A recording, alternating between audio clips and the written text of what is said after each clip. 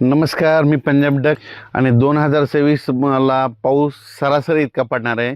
म्हणजे तुम्हाला सांगू इच्छितो, समजा एखादा समजा परभणी जिल्हा असेल, समजा बीड जिल्हा असेल, तर बीड जिल्ह्यामध्ये दरवर्षी काय असतं, कधी-कधी 550 मिलीमीटर, 500 मिलीमीटर, कधी 650 मिलीमीटर पाऊस असा पडत असतो. म्हणजे सरासरी त्या बीड जिल्ह्याची संपूर्ण सरासरी. तर 2025ला काय झालं, की बीड जिल्ह्यात जवळपास 1200-1300 मिलीमीटर पाऊस पडला. काही-काही ठिकाणी 1400 पण गेला. मग तितका असा म्हणजे जसा 2026ला म्हणजे दुप्पट असा पाऊस पडणार नाही. सरासरी इतका म्हणजे जेमतेमच पाऊस पडणार आहे. मात्र पिकं खूप चांगली येणार आहे. म्हणून हा अंदाज सर्व शेतकऱ्यांनी लक्षात घ्यायचा. जितका पाऊस कमी राहतो ना, त्यावर्षी पिकं चांगली येतात. कापूस चांगला येतो, सोयाबीन चांगलं येतं, तूर चांगली येतं, पांढऱ्या तुरीला चांगला उतार येतो. म्हणून हे सर्व शेतकऱ्यांनी लक्षात घ्यायचं. आणि जितका जास्त पाऊस तितका नुकसान शेतकऱ्याचं होतं. आणि 2026 जर सांगायचं झालं तर काय होणार, थोडा पाऊस कमी राहील. पण काय होणार आहे, सप्टेंबर ऑक्टोबरच्या दरम्यान जे परतीचा पाऊस येईल त्याच्यामध्ये काही काही भागाची सरासरी ओलांडून टाकेल. म्हणजे काही काही मग परतीचा पाऊस काही काही भागामध्ये ते देखील चांगला पडणार आहे. म्हणून हे देखील सर्व शेतकऱ्यांनी लक्षात घ्यायचं.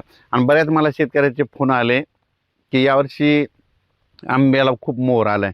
तर मी सांगत असतो ना, आंब्याला आला, पण तुम्हाला एक सांगतो, मी म्हणत असतो फक्त गावरान आंबा जर पिकला आणि टिकला तर त्यावर्षी पाऊस कमी पडतो. त्यावर्षी म्हणजे पाऊस कमी पडतो, दुष्काळ पडतो, असं मी स्वतःचा प्रॅक्टिकल अभ्यास आहे. आणि मग बरेच जण काय म्हणले की मेसेजमध्ये त्यांचं असं होतं की ते म्हणले की यावर्षी मग सगळे दुसरे पण कधी फुटते. तर तुम्हाला एक सांगू इच्छितो, फक्त मी म्हटलं गावरान आंबा, फक्त गावरान आंब्याचाच उल्लेख केलेला आहे. तुम्ही बघा, दरवर्षी गावरान आंब्याला कधीच कैऱ्या लागत नाही. 2 वर्ष येतात तर 1 वर्ष लागत नाहीत. म्हणून हे लक्षात घ्यायचं. म्हणून यावर्षी बघा, तुम्ही गावरान आंब्याचं निरीक्षण करा. तुम्ही ते दुसरे जे सरकारी आंबे आहेत त्याचं हे करू नका. ते जे कलम केलेले आंबे तुम्ही त्याला तर कधी आणलं तरी बी फुलावर लागतं, त्याचा विषय करू नका. फक्त मी म्हणलं गावरान आंबा पिकला टिकला का तुम्हाला एक सांगू इच्छितो की त्याच्यावर अवलंबून असताना तुम्ही काय करा, गावरान आंबा बघा. गावरान आंबा जर टिकला आणि पिकला की समजायचं त्यावर्षी पाऊस कमी होतो, असं देखील माझं मत आहे. त्याच्यानंतर तुम्हाला एक सांगू इच्छितो, तर हे नुसतं सॅटेलाईटद्वारे नाही, तर तुम्हाला सांगतो हे 2026 आहे.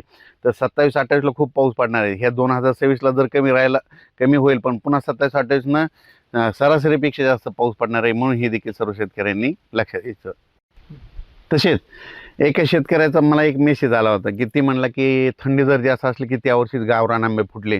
तर मी त्यांना लगेच ते एक मेसेजमध्ये सांगितलं होतं, फोन करून सांगितलं होतं, ज्या ज्या वर्षी म्हणजे थंडी खूप झाली, म्हणजे म्हणजे आपल्या उत्तरेकडे म्हणजे दिल्लीकडं, काश्मीरकडं खूप बर्फवारी झाली, त्यावर्षी थंडी झाल्यामुळे त्यावर्षीच फक्त गावरान आंबा मला फुलवारा लागला होता.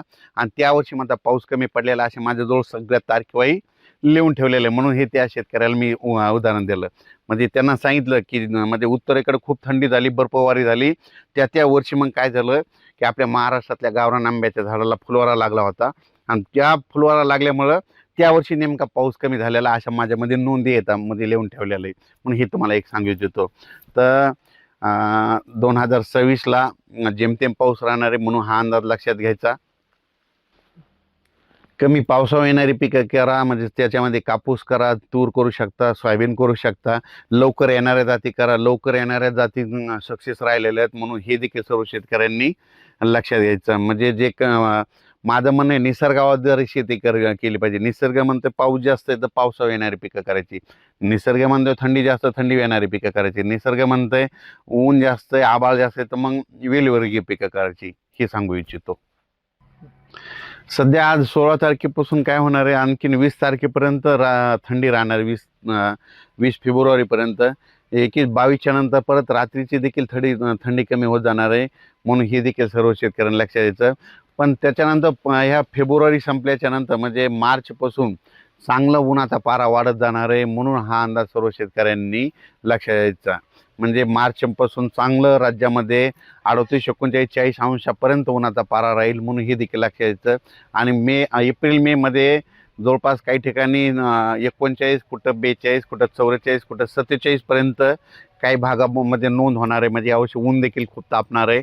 म्हणून हे देखील सर्व शेतकऱ्यांना लक्षात घ्यायचं. धन्यवाद. अचानक वातावरणात जर बदल झाला ना, परत एक मेसेज दिला जाईल. धन्यवाद.